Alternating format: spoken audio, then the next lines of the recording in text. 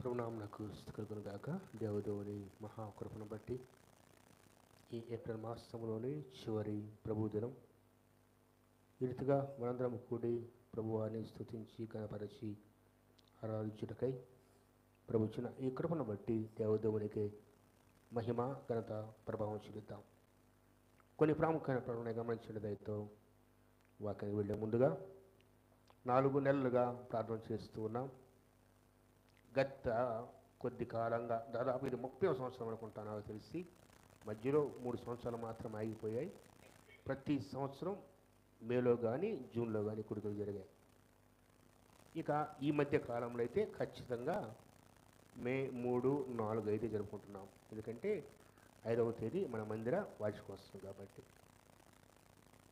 రేపు మే 5 51 సంవత్సరాలు మందిరాన్ని నిర్మించి, సంఘం కాదు మందిరాన్ని. సంఘం అంతకుముందు ఉంది, 70-71లోనే సంఘం ఉంది. మందిరం లేకపోయినా పురిపాకల్లో వర్షానికి ఎండకు బాధపడతా కూడా ఆరాధన జరిగాయి మన పితరుల కాలంలో.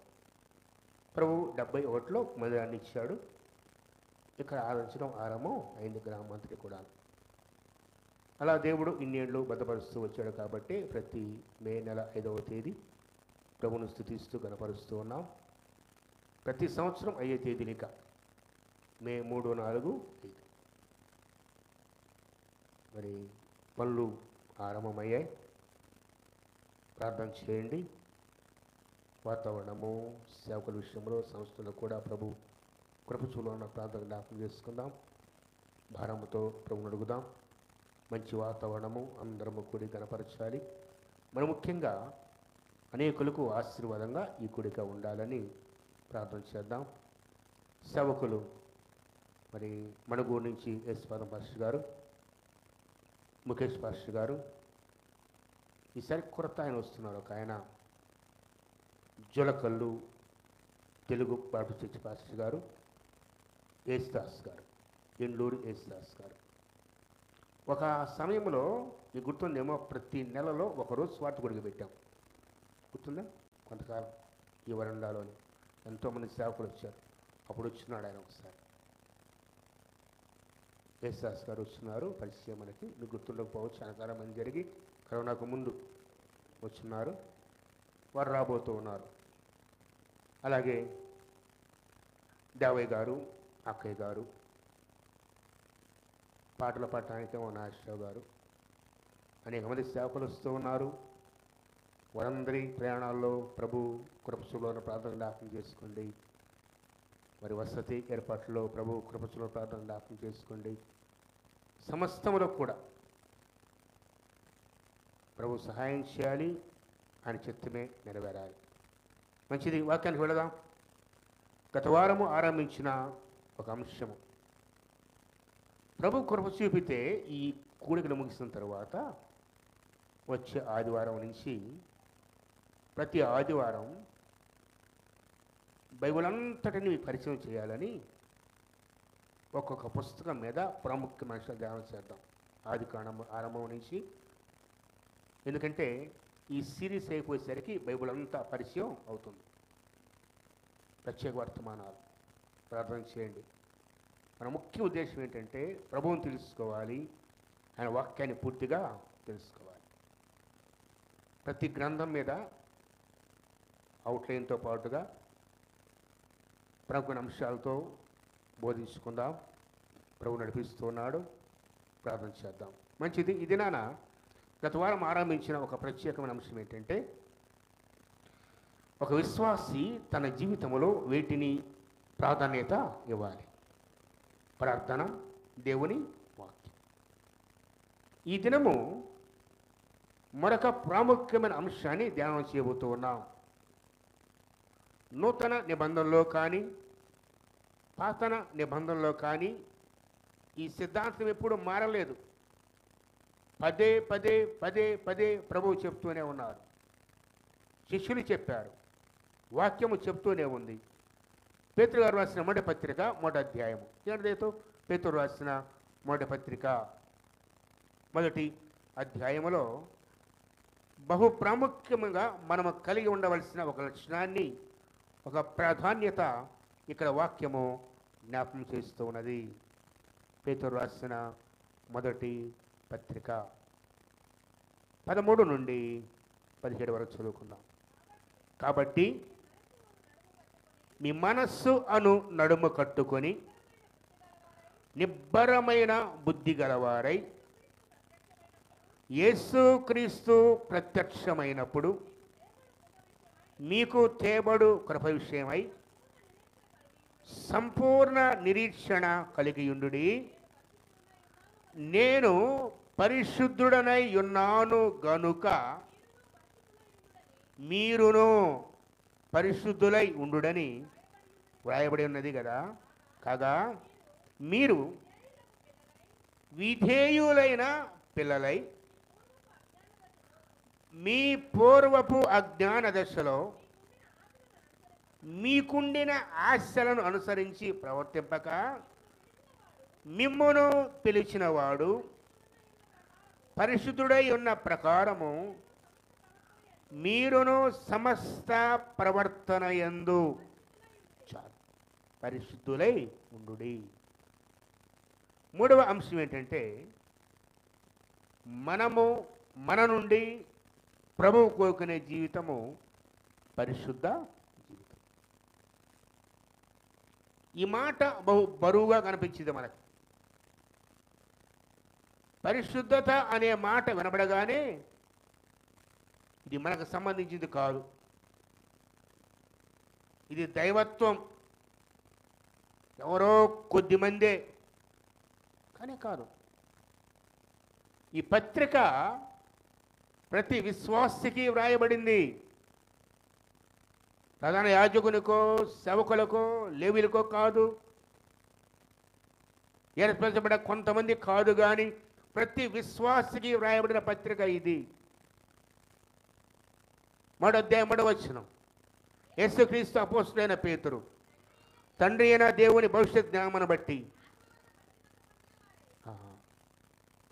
ఎలా వస్తే పరిశుద్ధత? ఈ ఆత్మ పరిశుద్ధ. అర్థమైందా? ఆరంభములను మొదలుపెట్టాడు. ఆత్మ వలన పరిశుద్ధత పొందిన వారై. పరిశుద్ధత మనం సంపాదించలేము, మనము కొనలేము, మన ప్రయాసత మనకు దక్కదు. కానీ దేవుని ఆత్మతో నింపబడితే, ఆత్మానుసారముగా జీవిస్తే మనం పరిశుద్ధులుగా తీర్చబడతాం. ఇదే రాయబడమాట. చూడండి, ఆత్మ వలన పరిశుద్ధత పొందుతారా, పొందబోతున్నారా, పొందారా? పొందారు కదా. పొందబోతున్నారు అనలేదు, నేను వచ్చి ఇస్తాను అనలేదు. ఆత్మ మీలో ఉంటే, దేవుని ఆత్మ మీలో ఉంటే ఏముంటుంది? పరిశుద్ధత. మనకు చాలా భిన్నాభిప్రాయాలు ఉన్నాయి. ఆత్మనంగానే చప్పలు కొట్టేవాళ్ళు, ఎగిరేవాళ్ళు వాళ్ళు పరిశుద్ధులు. పరిశుద్ధాత్మ వచ్చిందంటే గోల చేసేవాళ్ళు పరిశుద్ధులు. ప్రభు అంటాడు, దేవుడు అల్లరికి కర్త కాడు. అల్లరితో కూడిన ఆటపాటల్లో అల్లరి చేసే దగ్గర ప్రభు ఉండడు. గుర్తుపెట్టుకోండి ఎప్పుడైనా కూడా. అది దేవుని కార్యాలు కావవి, ఆత్మకార్యము కాదది. వాక్యం తేడాగా చెప్పి బోధిస్తుంది. అది పరిశుద్ధత పొందిన వారు ఎలా ఉంటారు? ఆత్మ నింపబడతారు. ఆ ఆత్మ మనల్ని ఏం చేస్తుందంటే పరిశుద్ధులుగా చేసి, చూడ తర్వాత విధేయులగుటకు. దేనికి? పరిశుద్ధత పొందిన వారై. నువ్వు పరిశుద్ధులు కదా చెప్పాలంటే నువ్వు విధేయుడువా కాదా తెలుసు. ఎలాంటి విధేయత? బైబిల్లో దేవుని వాక్యములో విధేయత అనే మాటకు అర్థం ఎవరంటే అబ్రహాం గారే కదా. అబ్రహాం గారే పిలిచాడు దేవుడు. ఊరు అనే పట్టణంలో చక్కని వ్యాపారము, సంతోషంగా జీవిస్తున్నాడు. భార్య, తండ్రి, అన్నదమ్ములు, కుటుంబాలు, బంధువులు, ఆస్తి, ఐశ్వర్యం, ఏ లోటు లేదు. కానీ విగ్రహారాధికుడు. నది అద్దరిని ఆ దేవతలను సేవిస్తూ ఉన్నాడు. జీవంగల దేవుడు ప్రత్యక్షమయ్యాడు. నువ్వు ఇక్కడ ఉండకూడదు, ఇక నువ్వు లేచి నీ ఇంట నుండి, నీ తండ్రి ఇంట నుండి, నీ బంధువుల దగ్గర నుంచి బయలుదేరి నేను చూపించే దేశానికి వెళ్ళు అన్నప్పుడు మారు మాట్లాడకుండా విధేయుడై బయలుదేరాడు. మారు మాట్లాడలేదు. వాస్తవంలో ఇప్పుడు మాట ఏంటంటే ఎక్కడికి వెళ్ళాలో కూడా తెలియదు. దేవుడు బయలుదేరమన్నాడు, బయలుదేరాడు అంతే. పలానా ఊరు వెళ్ళలేదని చెప్పలేదు. నేను చూపించే చోటికి బయలుదేరాడు. గుడారాలు నివసిస్తూ ఉన్నాడు. 99 సంవత్సరాలు, 100 ఏండ్లు, బిడలు లేరు. కానీ వాగ్దానం చేశాడు దేవుడు. నమ్మాడు, విధేయత చూపాడు, కుమారుడు పొందుకున్నాడు, సంతోషంగా జీవిస్తున్నాడు, స్తుతిస్తూ బలి అర్పణ ఆరాధన. అలాంటి స్థితిలో ఈ సంగతులు గడిచిన తరువాత యెహోవా అబ్రహామును పరిశోధించి ఏమని చెప్పాడు? నీవొక్కడై ఉన్న నీ కుమారుని, రెండవదిగా నీవు ప్రేమించే ఇస్సాకును నేను చూపించే పర్వతములో ఒకదాని మీద దహన బలిగా నాకు అర్పించు. ఇది విధేయతకు పరీక్ష కదా. దేనికి పరీక్ష? ఆత్మతో నిండినవాడు కాబట్టి, దేవుని ఆత్మను తెలుసుకున్నవాడు కాబట్టి, ఆత్మానుసారంగా జీవించేవాడు కాబట్టి మరో మాట్లాడలేదు. తెల్లవారుగానే లేచాడు, కట్టెలు చీల్చాడు, ఇక పనివారిని తీసుకున్నాడు, కుమారుని వెంట పెట్టుకొని కత్తి నిప్పు తీసుకొని బయలుదేరి వెళుతూ ఉన్నాడు. 3 దినముల ప్రయాణము. ఈ 3 దినాల్లో కూడా ఎక్కడ అవిధేయత చూపలేదు. దేవుని వాక్యపడ సందేహం లేదు. ప్రభు చెప్పాడు, చేస్తున్నాను. ప్రభు చెప్పాడు, చేస్తున్నాను. మోరియా పర్వతానికి వెళ్ళాడు, దాసుల కింద ఉంచాడు, కుమారుని తీసుకుని పైకి వెళ్ళాడు, కట్టెలు చక్కగా పేర్చాడు. దారిలో కుమారుడు అడిగాడు, తండ్రి నిప్పు ఉన్నాయి, కత్తి ఉంది, కట్టెలు ఉన్నాయి, గొర్రె పిల్ల ఎక్కడ? దేవుడే చూసుకుంటాడు. పర్వతానికి వెళ్ళారు. కుమారుని చేతులు కట్టేసి ఆ పెర్చబడిన కట్టెల మీద, బలిపీఠం మీద పొండబెట్టి కత్తి ఎత్తగా. ఇది కదా విధేయత అంటే. తనకు ప్రాణ సమానమైన కుమారుని 100 ఏళ్ల వయస్సులో బహువృద్ధాప్యములో దేవుడు కనికరించి ఇచ్చిన బహుమానాన్ని దేవుని మాట చొప్పున విధేయత చూపి ఆయన చెప్పిన మాటకు జవదప్పక, అటు ఇటు తొలగక, ఆయన మాటే ఆజ్ఞగా. ఇది విధేయత. పరిశుద్ధాత్మతో నింపబడిన వారు ఆత్మానుసారంగా జీవించే వారిలో ఉండే మొట్టమొదటి లక్ష్యం ఏంటంటే ఈ విధేయత. అది వాక్యం చెప్పి చూడండి. దయతో యేసుక్రీస్తు అపోస్తలుడైన పేతురు తండ్రి అయిన దేవుని భవిష్యత్ జ్ఞానమును బట్టి ఆత్మ వలన పరిశుద్ధత పొందిన వారై విధేయులగుటకును. పరిశుద్ధత, దేవుని పరిశుద్ధత మనలో ఉంటే ఏముంటుంది? మనం విధేయులమై యేసుక్రీస్తు రక్తం వలన ప్రోత్సహింపబట్టుకు ఏర్పరచబడిన వారికి, అనగా పొంతు, గలతయ, కప్పదొకయ, ఆసియా, బితునియాను దేశంలో చెందిన వారిలో వచ్చిన యాత్రికులకు శుభని చెప్పారు అయినది. ఏ ఒక్కరికి వ్రాయలేదు ఇది. ప్రతి ఒక్క యాత్రికుడు, ప్రయాణికుడు, పరదేశి, అనగా ప్రభులో జీవించే మనందరికీ వ్రాయబడ్డ ఈ పత్రిక. నేను అంటున్నాడు చూడండి. దయతో మన మూల వాక్యం 13వ వచనములో, కాబట్టి నీ మనస్సు అను నడుము కట్టుకొని, ఏం కట్టుకోవాలి? మనసుని అనే నడుముని కట్టుకోవాలి. ఎందుకు? ఒక కార్యము చేయాలంటే నడుము కట్టుకొని పనిచేస్తారు బలపడటానికి. బరువులు మోసేవారు అనుకోండి, గట్టిగా నడుము కట్టుకోండి. దేనికి? సపోర్టుగా. అలాగే దేవుని కార్యములో, విశ్వాసములో మన మనస్సు అనే నడుమును కట్టుకోవాలి. ఇదే సిద్ధపాటు. ఇదే ఆరాముగా కూర్చొని ఉన్నావు, ఓ పని చెప్పారనుకోండి, వెంటనే లేచి ఎలా సిద్ధపడతావో అలాగే దేవుని విశ్వాస యాత్రలో నడుము అనే మనస్సుని కట్టుకొని నిబ్బరమైన బుద్ధి అనగా భయము లేని సిద్ధపడిన బుద్ధి గలవారై యేసుక్రీస్తు ప్రత్యక్షమైనప్పుడు, గమనించండి జాగ్రత్తగా, మన నిరీక్షణ ఇదే విశ్వాసానికి. యేసుక్రీస్తు ప్రత్యక్షమైనప్పుడు, ఎప్పుడు ప్రత్యక్షమవుతాడు? ఒకసారి వచ్చాడు ఆయన, కన్యమరియ గర్భంలో జన్మించాడు. అది మొదటి ప్రత్యక్షత. రెండవ ప్రత్యక్షత ఏంటి? ఇదిగో ఆయన మేఘారూఢై వచ్చున్నాడు, ప్రతి నేత్రం ఆయనను చూచును, అనగా రెండవ ప్రత్యక్షత.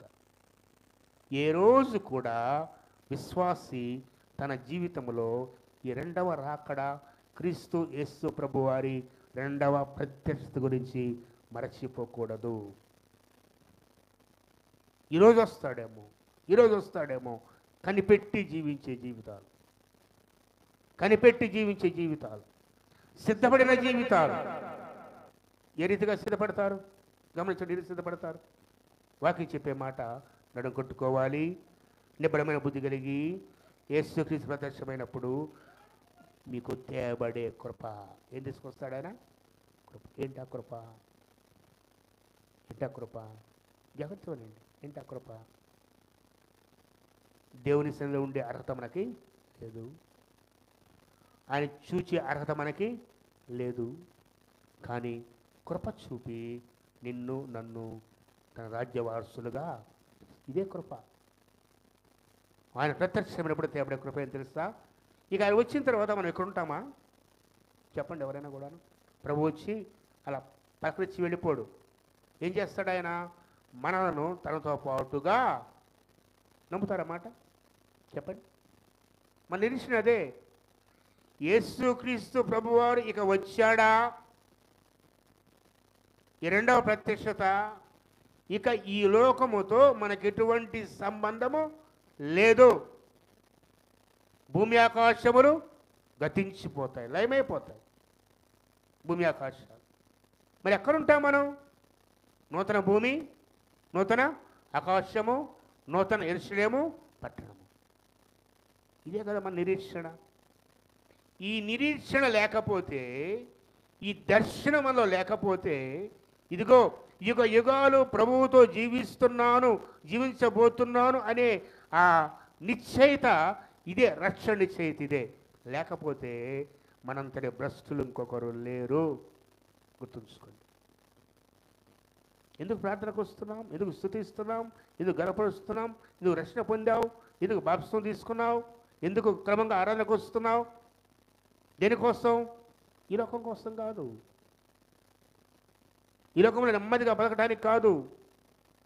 అనుకుంటున్నావేమో ప్రతిరోజు ప్రార్థనకు పోతే, ప్రతి వారం ప్రార్థనకు పోతే నా అక్కర్లు తీసేపడతాను అనుకుంటున్నావేమో. కానే కాదు. క్రమంగా ఆరాధనకు వెళ్ళి స్తుతిస్తూ ఉంటే నా జీవితంలో గొప్ప ఆశీర్వాదం వస్తాయనుకుంటావేమో. కానే కాదు. కృప చూపుతాడు, అక్కర్నిస్తాడు. కానీ అంతకు మించి క్రీస్తు యేసు వారి ప్రత్యక్షతలో ఆయన తెచ్చే కృప ఏంటంటే నిత్య రాజ్యము, పరలోక రాజ్యం కదా. అది కదా మన అంతము, మన జీవితము, మన ముగింపు, మన గమ్యము. అది మర్చిపోయి లోకాశలు నింపబడితే పరిశుద్ధత లేకుండా, విధేయత లేకుండా జీవిస్తూ ఉంటే మనం ఎంత మాత్రము ప్రభువును చూడను కూడా చూడలేము. జ్ఞాపకం చేస్తున్నాను, పరిశుద్ధత మీద ధ్యానం చేస్తూ ఉన్నాం. చూడేమంటాడు తర్వాత? ఆ కృప ఆయన ప్రత్యక్షమైనప్పుడు తేబడే కృప, సంపూర్ణ నిరీక్షణ కలిగి ఉండి నేను పరిశుద్ధుడై ఉన్నాను గనుక మీరును పరిశుద్ధులై ఉండుడని వ్రాయబడి ఉన్నది. ఒక్కసారి నిర్గమకాండానికి వెళదాం. పరిశుద్ధత అనే మాట మొట్టమొదటి రాయబడింది అంటే నిర్గమకాండంలో చూస్తే నిర్గమకాండము 28వ అధ్యాయము 36, 37 వచనాలు చూద్దాం. మరియు ఇది ప్రధాన యాజకుని వస్త్రదానం గురించి మోషేకి దేవుడు చెప్తున్నాడు సీనాయి పర్వతం మీద. నీవు మేలిమి బంగారు రేకు, ఇంకా వేరేది పనికి రాదు. బంగారం అంటే విలువైంది కదా, అందులో ఇంకా మేలిమి బంగారం. ఎన్ని క్యారెట్ల లెక్కన 24 24 మేలిమి బంగారం. 18 అంటే ఏముంటుందంట, సగం రాగు ఇత్తడి ఏదో ఉంటుంది కదా. ఇక ఈ బంగారంతో మనకి తెలియదు అది మేలి బంగారం ఎంత ఉంటుంది. అది మేలిమి బంగారంతో ఒక రేకు చేసి ముద్ర చెక్కునట్లు, ఏం చెక్కాలి, ముద్ర వేస్తే చెదిరిపోతుందా, ముద్ర చెక్కినట్లు దాని మీద ఏమాట చెక్కాలి, యెహోవా పరిశుద్ధుడు. గొప్ప ఆత్మీయార్థం ఉంది ఇందులో. ఇది మన గురించే. ఎవరి గురించి, నీ గురించి, నా గురించి. సరే, ముందు ఒక మాట చూద్దాం. అది ఎక్కడ కట్టాలి చూడలేదు. అది పాగా, తలపాగా. ప్రధాన యాజకుని వస్త్రములలో నిలువుటంగి, ఏఫోదు, తలపాగా ఇవన్నీ ఉన్నాయి. ఈ యెహోవా పరిశుద్ధుడు అనే బంగారు రేఖ మీద ముద్ర వేసి ఆ పథకాన్ని తలపాగా అనగా నుదుటి మీద, తల మీద కట్టాలి. ఎవరికి, ప్రధాన యాజకునికి. తర్వాత అది పాగా మీద ఉండినట్లు నీటి సూత్రం దాన్ని కట్టాలి. అది పాగా ముందట వైపున ఉండాలి. తమ పరిశుద్ధమైన అర్పణలన్నిటిలో ఇశ్రాయేలు ప్రతిష్ఠించు పరిశుద్ధమైన వాటికి తగులు దోషములను అహరోను భరించినట్లుగా అది అహరోను నొస్సట ఉండాలి. వారు యెహోవా సన్నిధిని అంగీకరింపబడినట్లు అది నిత్యము అతని నొస్సట ఉండాలి. చాలు, నిత్యము నొస్సట. ఎవరు నొస్సట? ప్రధాన యాజకుడు. బహుజాగ్రత్తగా గమనించండి. నీ పట్ల, నా పట్ల దేవుని ఉద్దేశము, నేను పరిశుద్ధుడైన ప్రకారం మీరును పరిశుద్ధులుగా ఉండుడి. నిన్ను నన్ను, ఏ యోగ్యత లేని నిన్ను నన్ను దేవుడు పరిశుద్ధమైన పాత్రగా, మిక్కిలి విలువ కలిగిన పాత్రగా చేసుకున్నాడు. ముందు నేర్చుకోవాలి. బంగారం ఎక్కడి నుంచి వస్తాయి చెప్పండి, ఎవరు తెలుసా మీకు? షాపులో కాదు చెప్పేది. ముడి బంగారం ఎక్కడి నుంచి వస్తుంది తెలుసా? భూమి లోపల నుంచి తీస్తారు. అది తీసినప్పుడు దానికి ఏ విలువ లేదు, గుర్తుపెట్టుకోండి. మట్టి ముద్దలాగా మురికిగా ఉంటుంది, పనికిరాదు అది. మనం కూడా నేల మంటితో నిర్మింపబడ్డాం. మరొక మాట, ఈ లోకములో ప్రతిదీ కూడా మట్టి నుండే, అంతే కదా. బంగారమైన, వస్త్రాలైన, వస్త్రాలు మట్టి చెట్టు వస్తుంటారేమో, దారం ఎక్కడి నుంచి వస్తుంది? ప్రతి చెట్టు ఎక్కడ మొలుస్తుంది? ప్రతిదీ గుర్తుపెట్టుకోండి, నేల నుండి దేవుడు నిర్మించాడు. విలువ లేనివి, ఘనహీనమైనవి. మనం కూడా అంతే, మట్టి నుంచి నిర్మింపబడ్డాం. అయితే బంగారము ఏ రీతిగా భూమి గర్భం నుంచి తీయబడి, శుద్ధి చేయబడి, అగ్ని చేత శుద్ధి చేయబడి, శుద్ధ సువర్ణముగా ఎలా మార్చబడుతుందో, అలాగే నేలలో నుంచి తీయబడ్డ ఏ విలువ లేని నిన్ను నన్ను మన దేవుడు శుద్ధి చేస్తాడు. ఏం చేస్తాడు? అలా మట్టి ముద్దలుగా పడుంటే విలువ లేదు, ఎందుకు పనికిరాము. చూడటానికి కూడా ఇష్టపడరు. అటువంటి ఆ మట్టి ముద్ద బంగారము, ఇత్తడి అన్ని అందులో కలిసి ఉంటాయి. పెట్రోల్ ఎలాగో భూమిలోంచి తీసిన తర్వాత, ముడి చమురు తీసిన తర్వాత శుద్ధి చేస్తూ ఉంటే కిరోసిను, డీజిలు, పెట్రోలు, హైపవర్ అని ఒకే దాని నుంచి వచ్చేది. అది శుద్ధి చేసే కొద్దీ విలువ పెరిగిపోద్ది. అలాగే మంటి పాత్రలమైన మనలను ప్రభు శుద్ధి చేసే కొద్దీ ఏం చేసే కొద్దీ మరి ప్రభు శుద్ధి చేసే పద్ధతి ఏంటి? బంగారాన్ని అయితే మిక్కిలి వేడిలో ఉంచుతారు, అగ్నిలో. బంగారం దేంతో కాలుస్తారండి? అగ్నితో. ఎంత కాల్చబడితే, ఎంత అగ్నిలో మండితే అంతగా శుద్ధిగా తయారైంది. దానిలో మస్తంతా పోతుంది, పనికిరానివన్నీ వెళ్ళిపోతాయి. చివరిగా కొంచెం బంగారం మిగిలిందంతే. అలాగే మంటి పాత్రలమైన మనలను దేవుడు శుద్ధి చేస్తాడు. వేటి ద్వారా? శ్రమల ద్వారా. వీటి ద్వారా యాకోబు అంటాడు అక్కడ. చూడు, యాకోబు పత్రిక తీయండి ఒక్కసారి. యాకోబు పత్రిక వ్రాయబడింది అక్కడ. చదవండి, తీయగల రెఫరెన్స్ వరైనా కూడా.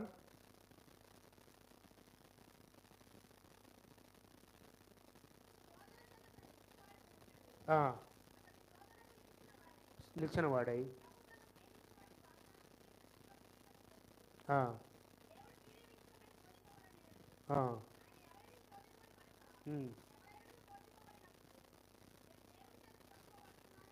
రెండవ వచనము, నా సహోదరులారా, మీ విశ్వాసమునకు కలుగు పరీక్ష ఓర్పును పుట్టించుడని ఎరిగి మీరు నానా విధములైన శోధనలో పడినప్పుడు మహదానందమని ఎంచుకొనుడి. మహానందమని ఎంచుకొనుడి. బహుతేటగా వ్రాయబడింది ఇక్కడ. మనం శోధనలో పడినప్పుడు అది మహానందమని ఎంచుకు. ఎందుకంటే శోధనల ద్వారా మన విశ్వాసాన్ని పరీక్షించే దేవుడు.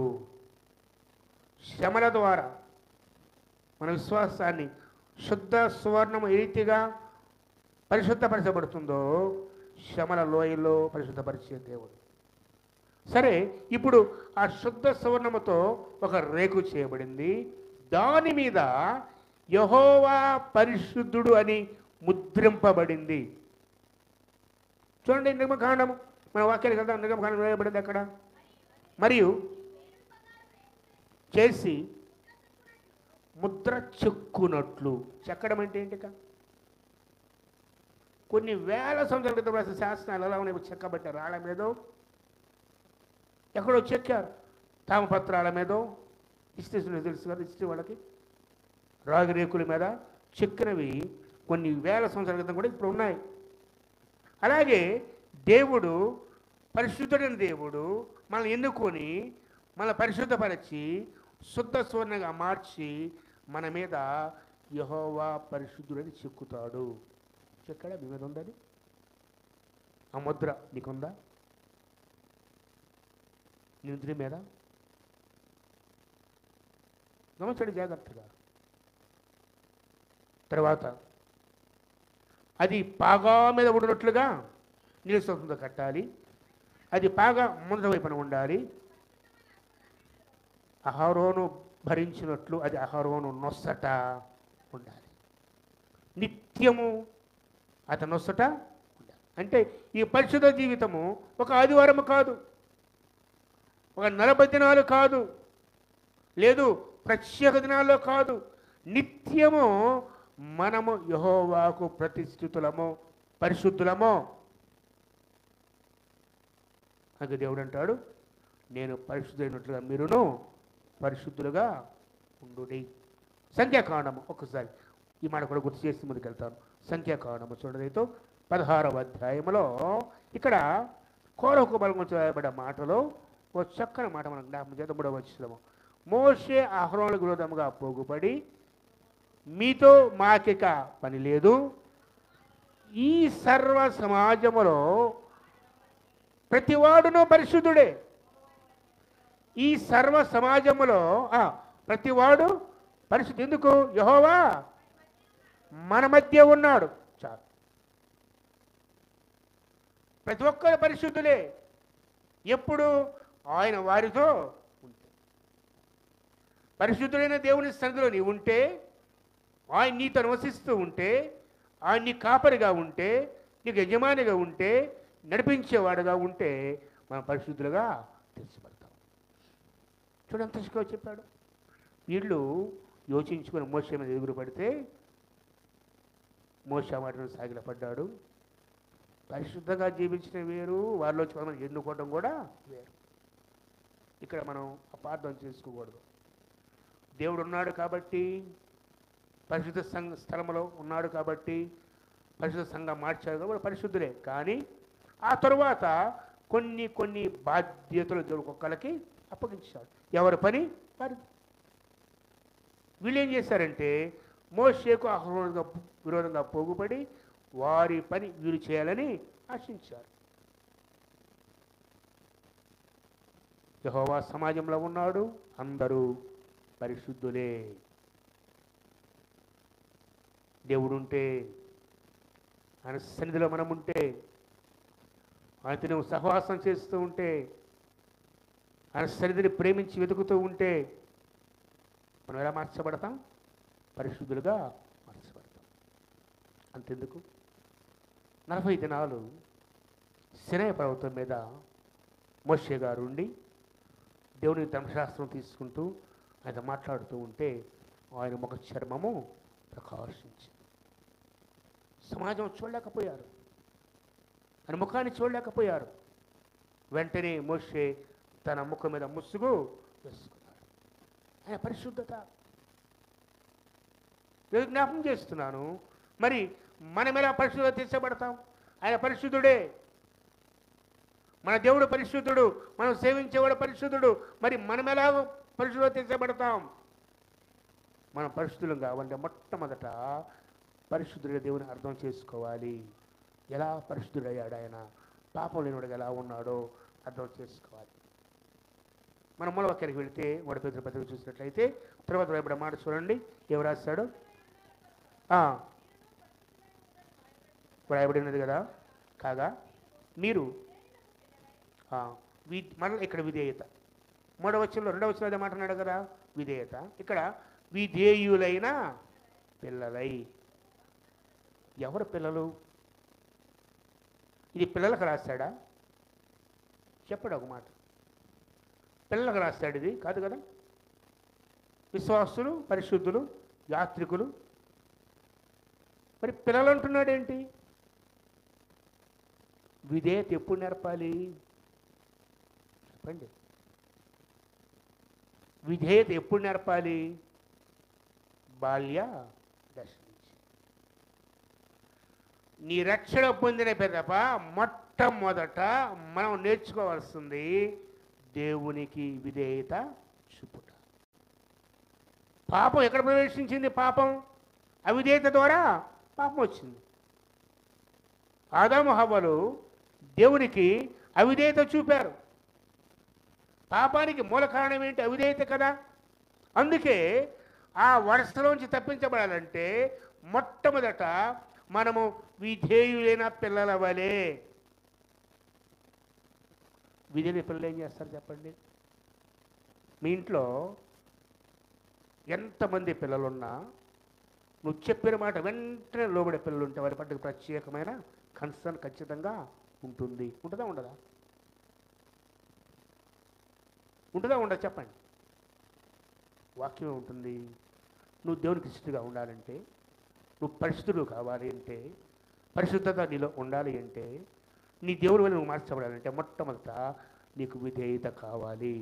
విధేయులైన పిల్లల వలె నువ్వు బ్రతకాలి. ముందుగా విధేయులైన పిల్లలు గుర్తుంచు.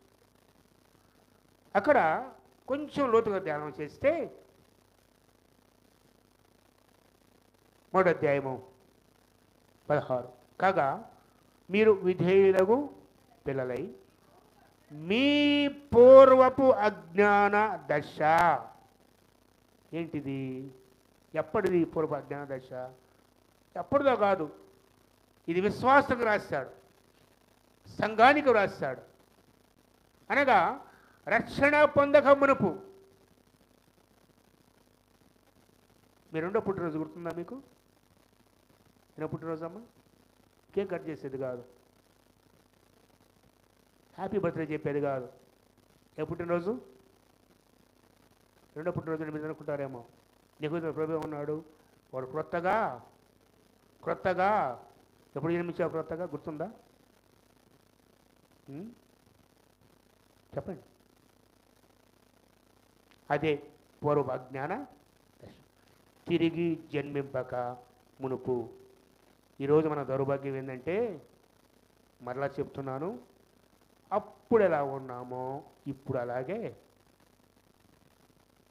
బాప్తిస్మానికి ముందు ఎలా ఉన్నామో ఇప్పుడు అలాగే, అప్పుడు దాన్ని ప్రేమించాము ఇప్పుడు దాన్ని, అప్పుడు ఏ పనులు చేస్తే ఇప్పుడు అదే పనులు, అప్పుడు ఏ మాటలు ఇప్పుడు మార్పు లేదు. కాబట్టి తెలియట్లా. 9 నెలలు తల్లి గర్భములో బిడ్డ ఏ రీతికి ఎదిగిందో మనకు తెలియదు కదా. తన రంగు తెలియదు, తన కళ్ళు ఎలా ఉంటాయో తెలియదు తల్లికి తండ్రికి కూడా, తన తల వెంట్రుకలు ఎలా ఉంటాయో తెలియదు. కానీ ఎప్పుడైతే ఈ లోకంలో జన్మిస్తాడో అప్పుడు అందరూ చూస్తారు. దేవుని వాక్యము మన హృదయములో కార్యము చేస్తూ, మన జీవితాన్ని మలుస్తూ, ఒక నూతన శిశువులాగా మనం మారుస్తూ, ఒకరోజు వస్తుంది ఇక నేను దేవుని కోసం బ్రతుకుతాను అని తీర్మానం చేసుకుంటావే, అది నువ్వు పుట్టినరోజు. బాప్తిస్వం కాదు. మనం చాలామంది ఏం చేస్తామంటే బాప్తిస్వ రోజుని అయ్యా నేను మళ్ళా పుట్టినరోజు అంటావు. ప్రభు అంటాడు, నమ్మి ఆ తరువాత బాప్తిస్వం. బాప్తిస్వం నమ్మలేదు, ముందే నమ్మావు, దేవునితో తీర్మానం చేసుకున్నావు, పశ్చాత్తపడ్డావు, పాపాలు ఒప్పుకున్నావు, రక్షణ పొందావు, అది నువ్వు తిరిగి పుట్టినరోజు, నూతన జన్మరోజు. దానికి ముందంతా కూడా చీకటి, దాని ముందంతా కూడా చూడండి అజ్ఞాన దశ. అజ్ఞానం అంటే ఏంటి? జ్ఞానం దశ అంటే ఏంటి? ఇష్టం వచ్చినట్టు బతికాం, నా ఇష్టం నా జీవితం. ఇప్పుడు కూడా అదే ఉందనుకోండి, విశ్వాసం కానే కాదు. అంతేనా? వాస్తవం కాదా? ఈరోజు కూడా దేవుని భయం లేకుండా, దేవునికి లోబడకుండా, దేవుని చిత్తాన్ని జరిగించకుండా, వాక్యానుసారంగా జీవించకుండా, దేవునికి ప్రార్థన ఇవ్వకుండా, నా జీవితం నా ఇష్టం అన్నామంటే ఎప్పటికీ మనం ఏ దశలో ఉన్నాం అంటే మన రక్షణ నిజమైంది కాదు, మన మారుమనసు నిజమైంది కాదు, మన విశ్వాసము కానే కాదు, దేవుని పిల్లలమ్మ కానే కాదు. నువ్వు విశ్వాసం అయితే, నిజమైన రక్షణ పొందితే, నువ్వు ఆత్మతో నింపబడితే, పరిశుద్ధుగా నేను ప్రభు పిలిస్తే, నిన్ను మట్టి ముద్దగా తీసి శమల శోధనల్లో అగ్నిలో పుటం వేసి నిన్ను బంగారుగా మారిస్తే నీవు ముద్రింపబడాలి. ఆ ముద్ర యెహోవా పరిశుద్ధుడినే ముద్ర నీ మీద నా మీద ప్రత్యేకంగా పడతాం. మన నసులు ఉంటుంది, అది ఎల్లప్పుడూ ఉంటుంది. అది అత్తిసర పెట్టడానికి కాదు, మందిరానికి వస్తా కట్టుకొని రావడానికి కాదు, యూనిఫామ్ లాగా లేదా ఐడి కార్డు లాగా వేసుకొని రావడానికి కాదు. అది ఎల్లప్పుడూ అతను వస్తా ఉండాలి. ఏంటది? యెహోవా పరిశుద్ధుడు. మన జీవితంలో ఏంటంటే ఆదివారం లేవగానే చక్కగా టిఫిన్ చేసి తలస్నానం చేసి అప్పుడు కట్టుకుంటాం. ఏమని? యెహోవా పరిశుద్ధుడు. అప్పుడు దాకా ఎక్కడ ఉంటుంది? అది అడే పెట్టావు, వెతికి కట్టుకొని మందిరానికి వస్తాం. ఏమనుంటుంది అక్కడ? యెహోవా పరిశుద్ధుడు. మేమే బంగారం ఆరాధిస్తావు, పాటలు పాడతావు, వీరుని నిద్రపోతావు, చక్కగా ప్రశాంతంగా మందిరంలో నెమ్మదిగా దేవుని సంతోషం, అది మంచిది. ఇంటికి నిద్రపడ్డారు కదా, ఇక్కడ కాసేపు నిద్రపోతున్నాం కాబట్టి దేవుడు ఇచ్చిన ఆశీర్వాదం అని నాకు కొన్నిసార్లు అనిపిస్తుంది. నాకు అది ఆశీర్వాదం అనిపిస్తాం. నేను డిస్టర్బ్ చేసి తెలుసుకోవాలా. దేవుడు నాకు బుద్ధి చెప్పాడు. ఏమని? ఇంటికాడ నిద్ర లేక కదా, ఏమి లేక తిట్టబాకండి, గొడుగుతున్నారు. ఇంటికాడ నిద్ర లేక నా బిడ్డను నిలిచిన తర్వాత లేపుతామని అడుగుతున్నాడు. నేను ఇక లేపరు, నిద్రపోండి, సరేనా? ఆ రీతిగా ప్రశాంతంగా నిద్రపోయి స్తుతించి పాటలు పాడి మళ్ళీ ఇంటికి పోగానే అంటే తీసేయాలి, ఐడి కార్డు తీసేయాలిగా. డ్యూటీ అయిపోగానే ఏం చేస్తావు? ఇది డ్యూటీ మనకి. ఆదివారం డ్యూటీకి వచ్చాం మనం, పాటలు పాడి ప్రార్థన చేసి చప్పట్లు కొట్టి నిలబడి ఆరాధించి డ్యూటీకి వచ్చాం మనం. డ్యూటీ అయిపోగానే ఏం చేయాలి చెప్పండి? అన్ని ఐడి కార్డు కానీ యూనిఫామ్ పక్కన పెట్టి ఇక మన ఇష్టం. కానీ వాక్యం అంటుంది ఎల్లప్పుడూ నేను వస్తట అది ఉండాలి, తీయడానికి లేదు. నీ మాటలో పరిశుద్ధత, నీ ప్రవర్తన పరిశుద్ధత, నీ చూపుల పరిశుద్ధత, నీ జీవిత పరిశుద్ధత అవి లేకుంటే నువ్వు ఆయన సొత్తు కానే కాదు. నేను పరిశుద్ధుల ప్రకారం మీరు పరిశుద్ధుడుగా సమస్త ప్రవర్తనలో పరిశుద్ధులుగా ఉండుడి. ఇది 3వ ప్రాధాన్యత విశ్వాసకి. చూడండి పేతురు రాసిన పత్రిక చూద్దాం, కొనసాగిపోయామన్నాడు ఊహిస్తా. కాగా మీరు విధేయులకు పిల్లలై పూర్వపు అజ్ఞాన దశ పోయిందమ్మా. ఈ దశ మనకి పూర్వపు అజ్ఞాన దశ.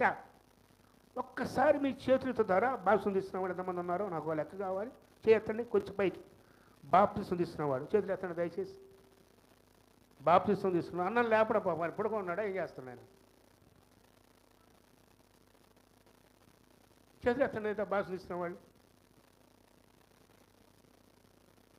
సగం పెట్టేదమ్మా, కొంచెం పైకి ఎత్తండి. చాలా మంది ఉన్నాం, మంచిది చాలు. ఎందుకు అడుగుతున్నానంటే మీకే ఈ ప్రశ్న, మిగతా వాళ్ళకు కాదు. మీ పూర్వపు అజ్ఞాన దశ నుంచి బయటకు వచ్చారా లేదా?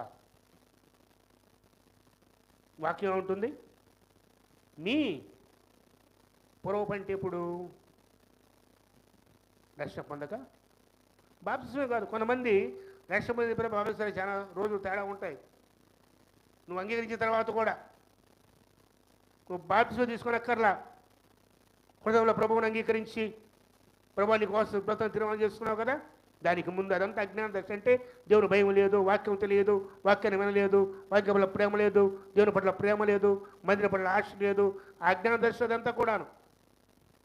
ఇప్పుడైతే రక్షణ పొందావు కదా, ఈ రక్షణ పొందిన పిదప ఒక్కసారి ఒక్క అరగంట చేతులకి నమస్కారం చేస్తున్నా, ఒక్క అరగంట ఇంట్లో కూర్చొని మీ జీవితంలో ఏం మారిందో రాసుకుని చూడండి. తెల్లగాయతం కనపడింది. ఓ తెల్లగాయతం చిన్న ఒక్క చాలు, పెద్దది కూడా వద్దు, చిన్న ఒక్క తీసుకొని ఏం మారావో రాసి చూడు. తెల్లగాయతం పట్టుకొని వస్తాం. ఏం రాయలేవు, నిజమేనా? ఒప్పుకుంటారా? పరంద మానేను, అప్పటికిప్పటికి నా జీవితం ఇలా మారింది. పూర్వం అలా ఉన్నా, ఇప్పుడు ఇలా ఉన్నా. పౌలు గారు అంటాడు, పూర్వము దోషకుడను, హింసకుడను, హానికుడు నన్ను దేవుడు తన హృదయం పిలుచుకొని వాడుకున్నాడు. పూర్వము ఇప్పుడు. మనం రాద్దాం ఓ పేజీ పెట్టుకొని కాలం కొట్టి పూర్వము ఇప్పుడు. పూర్వము మన మాటలు, ఇతరులతో మన ప్రవర్తన, దేవుని పట్ల ప్రేమ, వాక్యం చదవటం, ప్రార్థన చేయటం. పూర్వం అంటే ఏ ఇంటి కొడతామని ఏముండవు. ఇప్పుడంటే ఏడగొడే వస్తప్పుడు అప్పుడప్పుడు 5 నిమిషాలు 2 నిమిషాలు వారానికి ఒకసారి ఇవి వస్తాయి పక్క. అంతేనా? మనస్సాక్షిపూర్వకంగా నువ్వు నీ హృదయ పరీక్షించగలిగితే ఇదే స్థితి నీకైనా నాకైనా. నాకు కూడా ఎవరు మినహాయింపు కాదు. కానీ ఇందా చదువుకున్నామే, కృపచేత. దేని చేత? కృపచేత. దేవుడు అజ్ఞాన కాలం చూచినట్టు ఉన్నాడు, ఇప్పుడు కూడా చూచినట్లుగానే ఉండి క్షమిస్తూ, కరుణిస్తూ, దయ చూపుతూ, జాలి చూపుతూ మనల్ని తన స్వరూపంగా మార్చడానికి ప్రయత్నం చేస్తూనే ఉన్నాడు దేవుడు. ఆయన మాత్రం ప్రయత్నం మానలేదు. ఎవ్వరు నశించబడడానికి ఇష్టము లేనే లేదు కాబట్టి ఇంకా కృప చూపుతున్నాడు. మనం ఏం చేస్తున్నామంటే ఆ కృపను నిర్లక్ష్యం చేసి ఇది నా శక్తి, నా జ్ఞానం అనుకొని ఇంకా ఇష్టానుసారంగా జీవిస్తూ ఉన్నాము. అందుకే విధేయుల పిల్లల వలె మీ పూర్వపు అజ్ఞాన కాలాన్ని గుర్తు చేసుకోండి ఒకసారి. ఓకేనికి వెళ్దాం. చూడండి ఇంకేమంటున్నాడు. మీ పూర్వపు అజ్ఞాన దశలో ఎలా ప్రవర్తించామంట? ఈ అజ్ఞాన దశ మనకున్న ఆశ. సొలొమోను అంటాడు, చూసారండి, సొలొమోను గారు అంటాడు, ఒకసారి చూడండి ప్రసంగి 2వ అధ్యాయానికి వెళ్ళండి. ప్రసంగి 2లో ఇది ఒకప్పటి దశ గురించి సొలొమోను ఏమంటాడు తెలుసా? ప్రసంగి 2వ అధ్యాయం. ఇదే మన జీవితంలో కనపడేది, ఇదే మన జీవితం. 10వ వచనం, నా కన్నులు, ప్రసంగి 2:10, నా కన్నులు ఆశించిన వాటిలో దేనిని అవి చూడకుండా నేను అభ్యంతరము చేయలేదు, మరియు నా హృదయము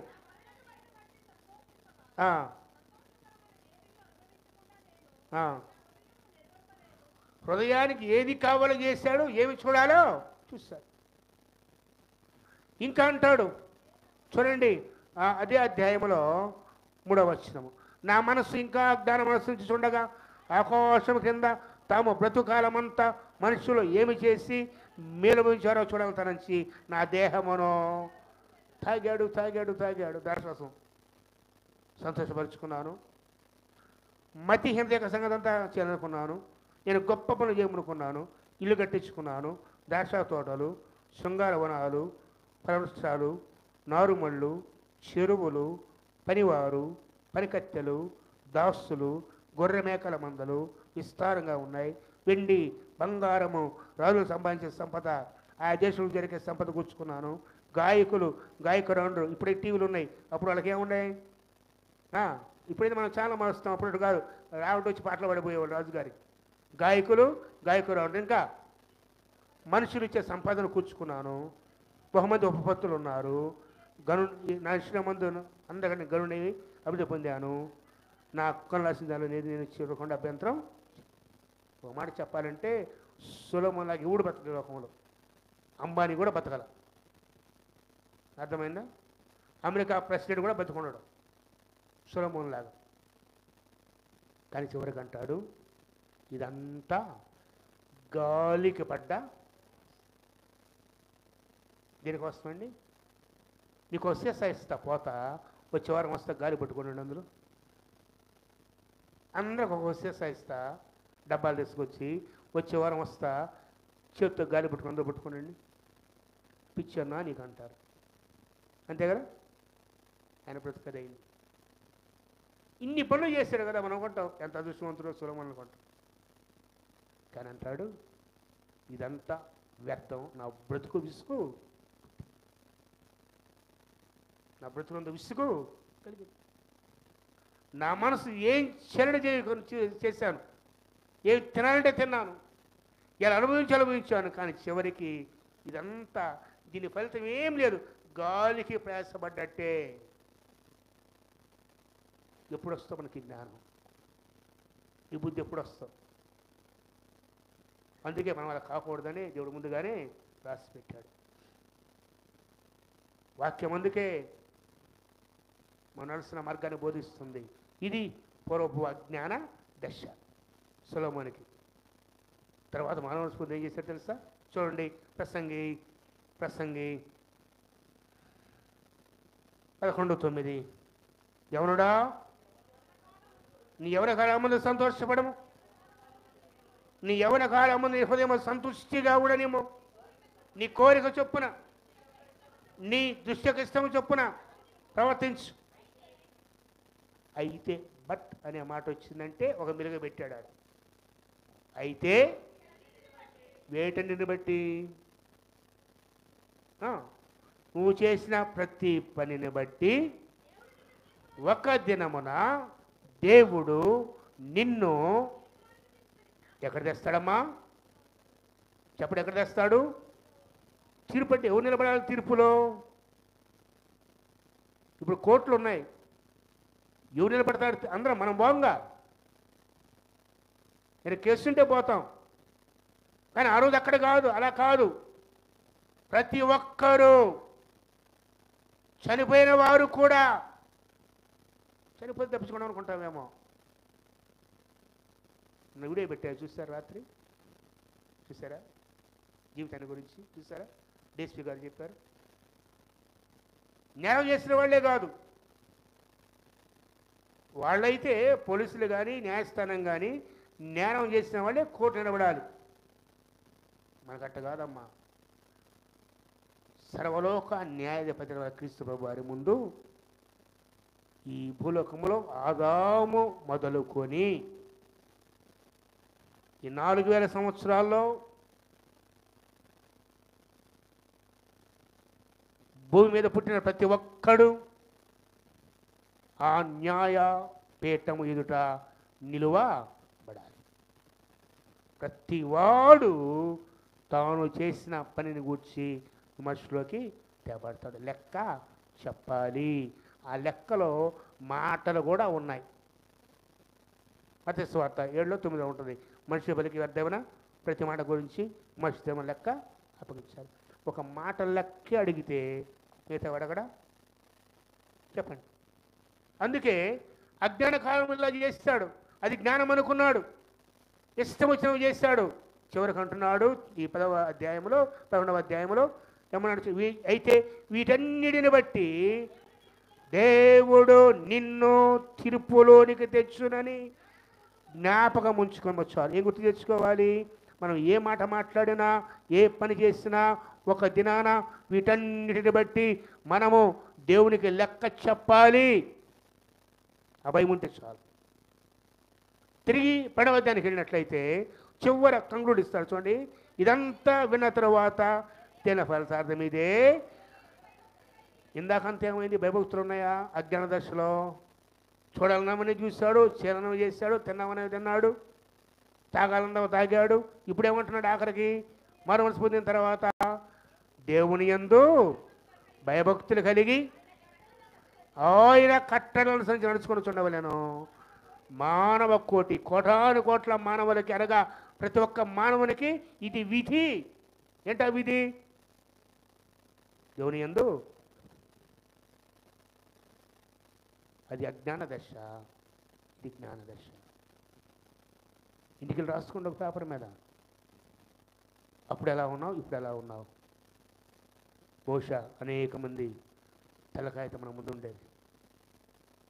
నూతన సంవత్సరం రేపు 5 నెలలు వస్తుంది కదా, 2 రోజుల్లో. ఇవాళ తారీఖు 28, 30 రోజులే కదా ఏప్రిల్లో. ఈ 5 నెలల్లో కూడా 1వ తారీఖున తిరుమల చేసుకున్నాము. ఆ రాత్రి 31 రాత్రి, డిసెంబర్ 31 రాత్రి కన్నీరు, ప్రార్థన, ఉపవాసం, ప్రభువా అది ఇది గుర్తొచ్చిందా? ఒకసారి 5 నెలలే సంవత్సరం గడిచిపోవాలి. ఈ 5 నెలల్లో ఎలా ఉన్నాం ఆలోచించి ఒకసారి. ఎన్ని తిరుమల గాలి కొట్టుకుపోయాయి, ఎన్ని ఎగిరిపోయాయి. అందుకే దేవుని సన్నిధిలో నువ్వు బహు జాగ్రత్తగా నోటు కాచుకోమని. అందుకే వ్యర్థంగా మాట్లాడొద్దు. ప్రభువా నేను ఎలా చేస్తానొద్దు. లెక్క అడుగుతాడు ఆయన, లెక్క అడుగుతాడు. వాకుడు మాట అదే, ప్రతిదీ ఆయన ముందు నిలబడాలి. మనిషి దేవున లెక్క అప్పగించాలి. సిద్ధంగా ఉన్నావు లెక్క అప్పగించడానికి? దేవుని కూడా ధైర్యం ఉందా నీకు? ఆయన వస్తూ ఆయన కడపర శబ్దం వినగానంటే అనేక మంది దక్కుంటారంట. నువ్వు దక్కుంటావా, ప్రగతిని ఎదురెళ్తావా? చాలా కాలం తర్వాత నీ తల్లో తండ్రో బంధువులో ఊరి నుంచి వచ్చానుకోండి, దక్కుంటావా, ప్రగతిని ముందుకెళ్తావా? చెప్పండి. ప్రేమగా ఆహ్వానిస్తావు.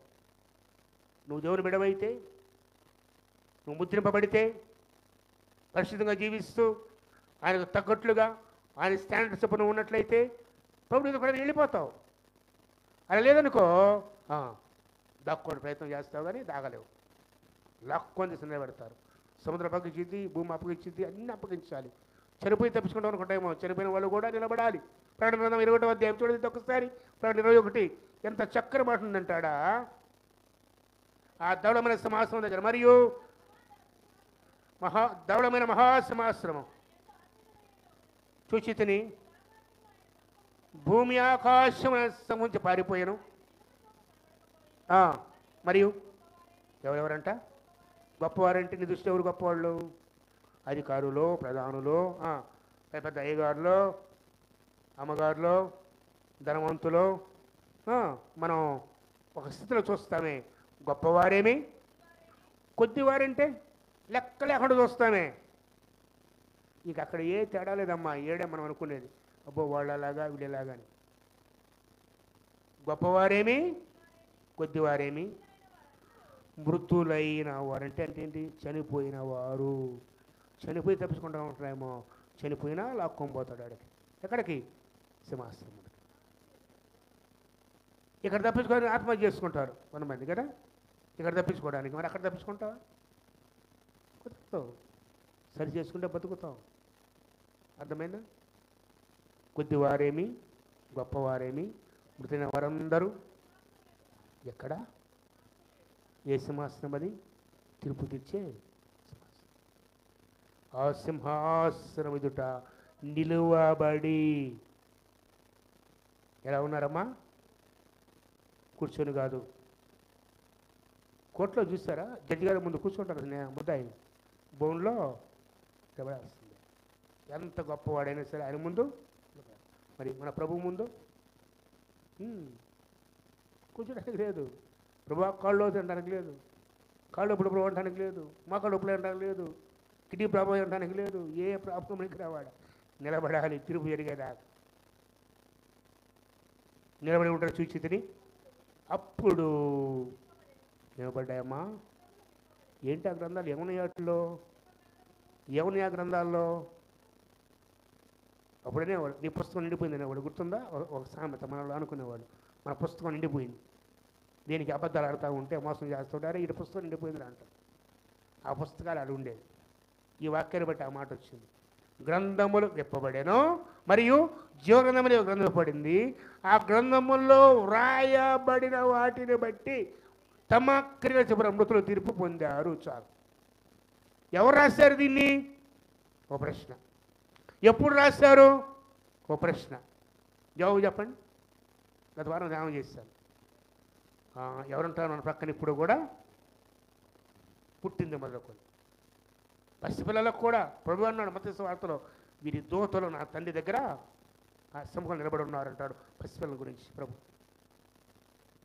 పసిపిల్లలు కూడా ఉంటారండి తెలుసా? పుట్టింది మొదలుకొని దూతలు ఉంటారు. వాళ్ళు నీ ప్రతి పని, నీ ఆలోచన, నీ ఉద్దేశాలు సమస్తం ఎప్పటికప్పుడు వెళ్ళిపోతూ ఉంటాయి ఆన్లైన్లో. ఎక్కడికి? ఎస్ఏ కాడికి. ఆడొకళ్ళు వస్తూ ఉంటారంతే. మృతులు గ్రంథంలో వాటిని బట్టి తమ క్రియల చొప్పున తీర్పు పొందిరి. ఎవడు తప్పించుకోలేడు, ఎవడు తప్పించుకోలేడు. లెక్క చెప్పాలి. ప్రతి మాటకి, ప్రతి పనికి, ప్రతి ఆలోచనకి, ప్రతి దుర్మార్గానికి, ప్రతి అన్యాయానికి, ప్రతి అక్రమానికి లెక్క చెప్పాలి. అంత మాత్రమే కాదు, మనం చేసే మంచి కూడా వదిలిపెట్టాడు ఆయన. నీ మంచి పనులు ఉన్నాయి, చెడ్డ పనులు రాశాడు. ఒక రాజుగారితో దేవుడు అంటాడు దానియేలు గ్రంథంలో, మెనే టెకెల్ ఉఫార్సిన్. అర్థం ఏంటి? నిన్ను త్రాసులో నీ మంచి కన్నా ఏమి ఎక్కువైపోయింది? చెడుక్కుపోయింది. నేను క్షమించాలనుకుంటున్నా కానీ నీ మంచి కన్నా చెడు ఎక్కువైపోయింది. త్రాసులో తేలిపోయావు. జాగ్రత్త. క్రీస్తు రక్తం కడగబడిన తర్వాత, మారుమనసు పొందిన తర్వాత, పాపక్షమణ పొందిన తర్వాత మన గతకాల పాపాలు కొట్టివేయబడతాయి. గుర్తుపెట్టుకోండి. యేసు రక్తము ప్రతి పాపం నుంచి పవిత్రులుగా చేస్తుంది. కానీ మరలా పుస్తకాలు రాయబడతా ఉన్నాయి మనం చేసే పనులన్నీ కూడాను.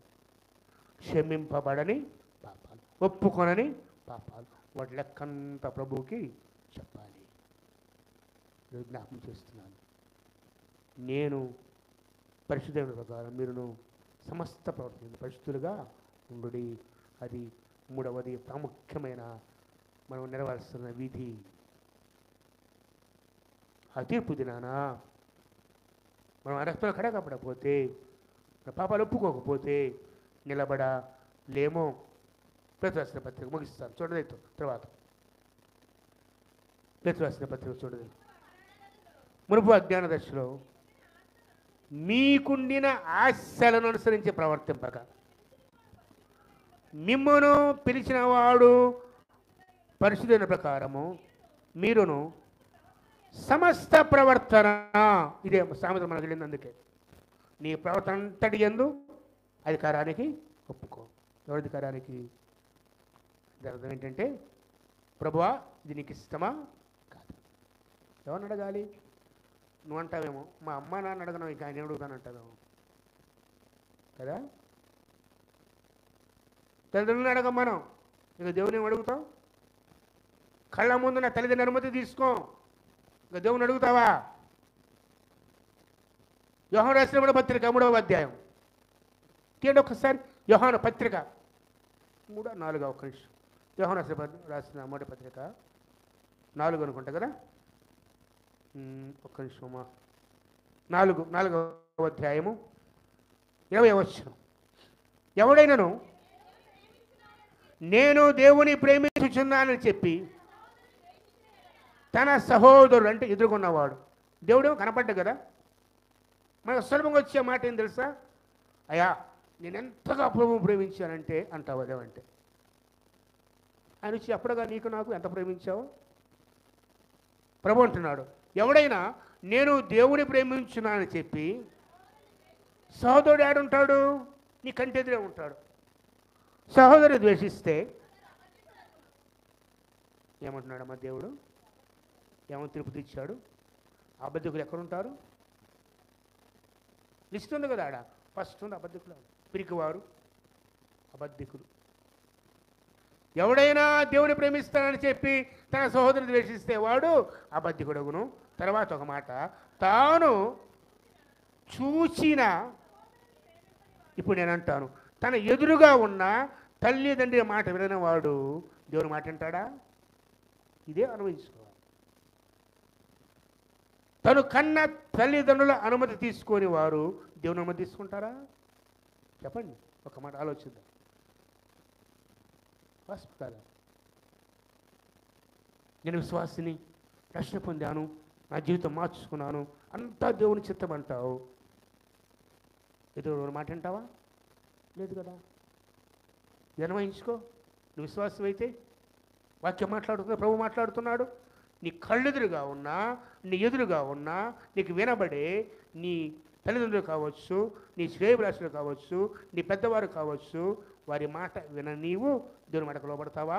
దేవుడు అంటే అబద్ధి కూడా అంటాడు. అంటాడంట ఖచ్చితంగా. పెద్దల మాటకు లోబడకుండా ఇష్టాసంగా జీవిస్తూ వారి మాటకు త్రోసివేసి ఈ దేవుడి చిత్తం ఒప్పుకుంటాడు దేవుడు? ఒప్పుకోడు కదా. చూడండి ఏమన్నాడు అక్కడ, తాను చూచిన తన సహోదరుని ప్రేమింపని వాడు తాను చూడని దేవుని, నేను చెప్తాను, తాను చూచిన తల్లుల మాట వినవాడు దేవుని మాట కూడా వినడు. వస్మ కదా.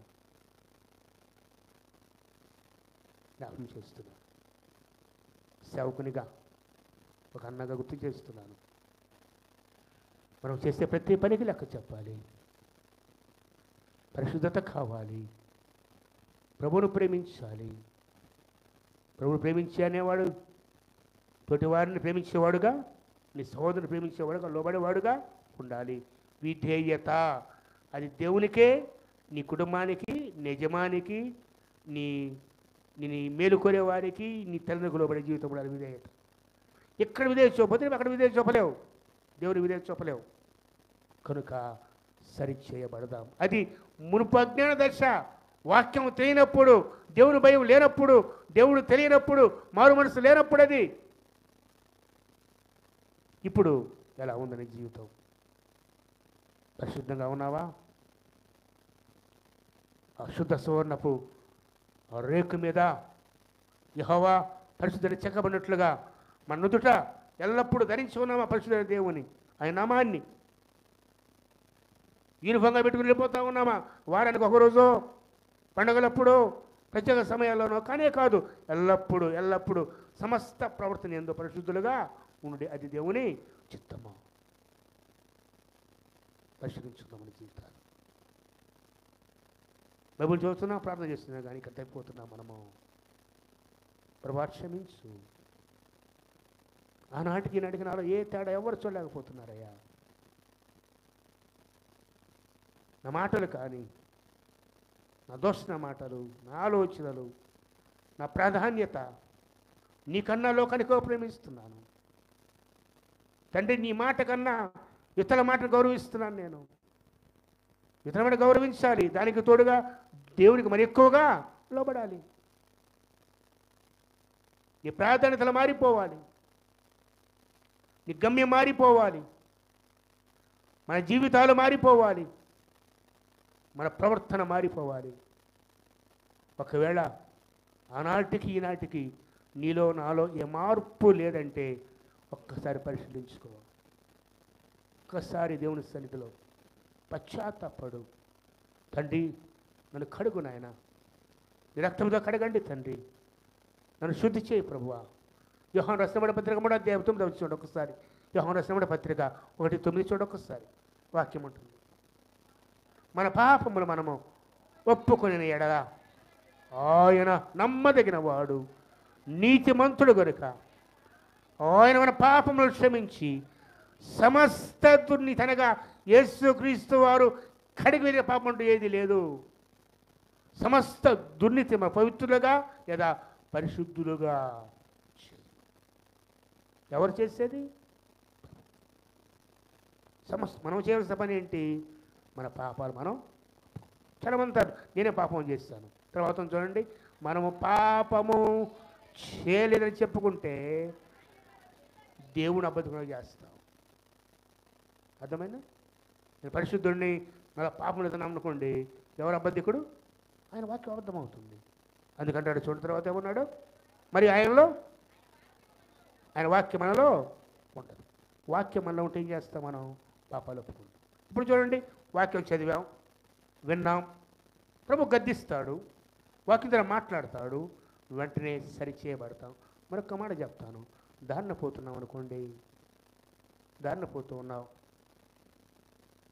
ఎవరో చెప్తారు ముఖం మీద పడిందని, వెంటనే ఏం చేస్తాం? కర్చీఫో నీళ్ళు, దారిన పోతున్నావు, కొత్త డ్రెస్ వేసుకుని పోతున్నావు, అరే వెనకేదో మరకైపోయింది, వెంటనే ఆగి అరే 1500 రూపాయల డ్రెస్సు, 1500 ముఖ్యమా జీవితం ముఖ్యమా? 10,000 ముఖ్యమా నీ జీవితం ముఖ్యమా? డ్రెస్ మీద పెట్టే శ్రద్ధ దీని మీద ఉండదు, జీవితం మీద ఉండదు. అవునా? వాక్యం కఠినంగానే ఉంటుంది. పౌడర్ జరిగిపోతే ఒప్పుకో ముఖానికి కదా, జుట్టు చెదిరిపోతే ఒప్పుకో, మనం 4 సార్లు తవ్వాలి, నువ్వైనా నేనైనా, నేను కూడా అంతే. కానీ వాక్యం గద్దిస్తే లెక్క కూడా చెప్తా ఉంటారు అన్నవాళ్ళు. వాళ్ళ పని వాళ్ళదే, మన పని వాళ్ళ పని ఏంది చెప్పుకోవటం, మన పని ఏంది వినిపోతూ ఉంటాం. అదే అయ్యో బట్టలు మార్చిపోయి అంటే ఒప్పుకోవు కదా, ఎందుకు కడుక్కుంటున్నావు, ఎందుకు ఉతుకుతున్నావు, అలా ఉంచుకొని తిరగొచ్చుగా. మరి జీవితాలు కడుక్కోవా? హృదయాలు శుద్ధి చేసుకోవా? హృదయ శుద్ధి గలవారు ధన్యులు, దేవుని చూడాలంటే కడగబడిన హృదయం. ఇంక వేరే మార్గం లేదు, ఇక ఒప్పుకోడాయన. దేవుని చూడాలంటే ఏ హృదయం అది? కడగబడిన. ఆ భక్తుడు ప్రార్థన చేస్తాడు తెలుసా, ప్రభువా, పేతురు గారు అంటారే, ఆయన పాదాలు అడుగుతుంటే, ప్రభువా నన్ను పూర్తిగా కడుగు, నా పాదాలే కాదు నా తల మొదలుకొని కడుగు ప్రభు అంటాడు. అలాగే విశ్వాసం అంటే ప్రార్థన చేయండి, ప్రభువా నా కండ్లను కడగండి, నా చేతులు కడగండి, నా పాదాలు కడగండి. ఎంత గొప్ప ప్రార్థన కదండి. నన్ను పూర్తిగా కడుగు ప్రభువా, పరిశుద్ధిగా మార్చు, నీ సొత్తుగా చేసుకో, నన్ను వాడుకో. ప్రభు వాడుకోవాలంటే ఏం చేయాలి? కడగబడాలి కదా. ఎంగిల్ ప్లేట్లో నువ్వు తిన్నదే ఉదయం తిన్నావు, మళ్ళీ సాయంకాలం కడగకుండా వాడతావా గిన్నె? నీదేగా, ఏం వాడవచ్చుగా, నువ్వు తినదేగా, వేరొకరిది కాదుగా. శుభ్రంగా సోపేసి ఒక్క మరక లేకుండా కడిగి కానీ వాడవు. చిన్న చిన్న వాటి కోసం అంత శ్రద్ధ, అన్నిటికన్నా విలువైన నీ ఆత్మను గురించిన ఏ జాగ్రత్త లేదు. క్షీణించిపోయే గతించిపోయే ఈ దేహాన్ని గురించి ఇంత శ్రద్ధ నీకు నాకు. మన జీవింపజేసే ఆత్మ. ఒక్క మాట చెప్పి ముగిస్తాను. యోహాను సువార్త ప్రభు చెప్పిన మాట మా ఇది. ఎంత చక్కని మాట అంటే, ఆత్మయే జీవింపజేయునది అని అంటారు చూడండి. శరీరము కేవలము నిష్ప్రయోజనము. 5వ అధ్యాయంలో ఉంటుంది. 5వ అధ్యాయంలో చూడండి, ఒక్కసారి చదవండి. 24 నుంచి చూడండి ఒక్కసారి. 24 నుంచి 5:24. నా మాట విని నన్ను పంపిన వాని యందు విశ్వాసముంచువాడు నిత్య జీవము గలవాడు. వాడు తీర్పులోనికి రాక మరణములో నుండి జీవంలోనికి దాటి ఉన్నాడని మీతో నిత్యముగా చెప్పుచున్నాను. ఎవడు తీర్పులోనికి రాడు? చెప్పండి, ఎవడు తీర్పులోనికి రాడు? నా మాట విని నన్ను పంపిన వాని యందు విశ్వాసముంచువాడు. వాడు తీర్పులోనికి రాక మరణముల నుండి జీవంలోనికి దాటినాడని మీతో చెప్పుచున్నాను. మృతులు దేవుని కుమారుని శబ్దము విను గడియ వచ్చుచున్నది, ఇప్పుడే వచ్చి ఉన్నది.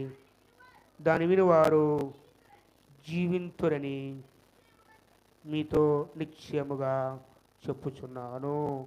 బహుతేటగా రాస్తారు. ఇక్కడ చూడండి, అదైతే 6వ అధ్యాయము 61, 62, 62. అలాగైతే మనుష్య కుమారుడు మునుపున్న చోటుకు ఎక్కువ మీరు చూపించిన ఎడల ఏమందరూ? ఆత్మయే జీవింపజేసేది ఏంట? ఆత్మయే జీవింపజేస్తుంది. శరీరము కేవలము అంటే ప్రభు చెప్పిన మాట. ఆత్మయే జీవింపజేయునది.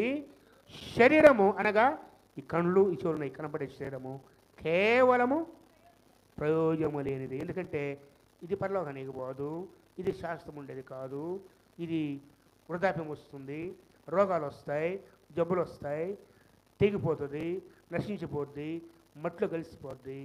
కానీ జీవించేదేది ఆత్మ. ప్రభు చెప్పిన మాట. దీనికి పౌరు రాయటం కాదు, నీ ఆత్మ కడగబడాలి. రోజుకు 3 సార్లు స్నానం చేయటం కాదు ఈ దేహానికి. నీ ఆత్మ శుద్ధి కావాలి, అంతే కదా. దీనికి మల్టీవిటమిన్లు కావాల్సిన ఆహారం పెట్టడం కాదు, నీ ఆత్మకు ఆహారం కావాలి. ప్రభు చెప్పిన మాట ఇది. శరీరము కేవలము, ఈ మాట మనసులో ఉంటుంది. ఆత్మయే జీవింప చేయనది. పరిశుద్ధిగా ఉండాలి అంటే ఆత్మానుసారంగా జీవించాలి. మరికొంత పత్రిక 3వ అధ్యాయం, ఒక్క మాటే. మీరు దేవుని ఆలయమై ఉన్నారని, దేవుని ఆత్మ మీలో చాలు. ఏమరగాలి మనం? మీరు జీవముల దేవుని ఆలయమై ఉన్నారు. ఎక్కడుంటాడు దేవుడు? మన ఆత్మలో. ఇది దేవుని ఆలయము, ఇది దేవుని సొత్తు. ఆత్మయే జీవింప. కనుక పరిశుద్ధులుగా ఉండాలి. ఇహలోక మాలిన్యం అంటనేయకుండా కడగబడే హృదయాలతో, శుద్ధి చేయబడే హృదయాలతో ఆత్మానుసరంగా జీవిస్తూ, వాక్యానుసరంగా జీవిస్తూ అనిపిస్తూ జీవించుట మనకి మేలుకరము. అట్టి జీవితాలు క్రీస్తు రక్తంలో కడగబడి, పరిశుద్ధపరచబడి, ఆయన ప్రేమించి, ఆయనకు లోబడి, దేవుని సేవించే ఆ ధన్యకరమైన జీవితాన్ని పరిశుద్ధాత్మ దేవుడు నీకు నాకు దయచేయనుగాక. ఆయన పరిశుద్ధుడు. మనము కూడా సమస్త ప్రవర్తన యందు పరిశుద్ధులుగా జీవించాలి. సమస్త ప్రవర్తన అధికారానికి ఒప్పుకోవాలి. ఆత్మను భద్రం చేసుకోవాలి. మనందరము దేవుని న్యాయపీఠం నిలబడాలి. ప్రతివాడు తాను శ్రమతో చేసిన ప్రజల గురించి లెక్క అప్పగించాలి. మరి ఆ దినాన మన జీవితాలు కడగబడకపోతే, పశ్చాత్తాపడకపోతే, క్షమించబడకపోతే తప్పించేవారు ఎవ్వరు కూడా ఉండరు. తల్లి కానీ, తండ్రి కానీ, భార్య, భర్త, ఇంకెవ్వరు ఎవ్వరు తప్పించలేరు. ఒకవేళ ఈ లోకంలో నువ్వేమైనా తప్పు చేసి జైలుకి వెళ్ళావనుకోండి, ఏదో రీతిగా ప్రయాసపడి వాళ్ళ కాళ్ళు పట్టుకొని డబ్బు పెట్టి తీసుకొస్తారేమో నీ తల్లిదండ్రులు నీ ప్రేమించేవారు. అక్కడైతే కుదరనే కుదరదు. ఎందుకంటే ఆయన న్యాయాధిపతి, పక్షపాతము లేనివాడు. ఏం లేనివాడు? పక్షపాతము లేనివాడు. వారి క్రియలను బట్టే ఇంకెవ్వ రికమెండేషన్ ఉండవు. ఎందుకంటే ఆల్రెడీ రికార్డ్ అయి ఉన్నాయి కదా, ఆ రికార్డులే. ఇదేనైనా జీవితాలు సరి చేయబడి మనసు మార్చుకొని మన గతకాల జీవితాన్ని, అజ్ఞాన జీవితాన్ని విడిచిపెట్టి నూతన జన్మని పొంది ప్రభువులో జీవిద్దాం, ప్రభు కోసం జీవిద్దాం, ఆత్మానుసరంగా జీవిద్దాం, పరిశుద్ధులుగా జీవిద్దాం. అట్టి కృప ఆత్మదేవుడు నీకు నాకు దయచేయునుగాక. ప్రార్థించుకున్నాం. తల వంచండి, దయతో ప్రార్థించుకుందాం. ఒకరు వాకింగ్ కోసమై ప్రార్థన చేయమని కోరుతున్నాను.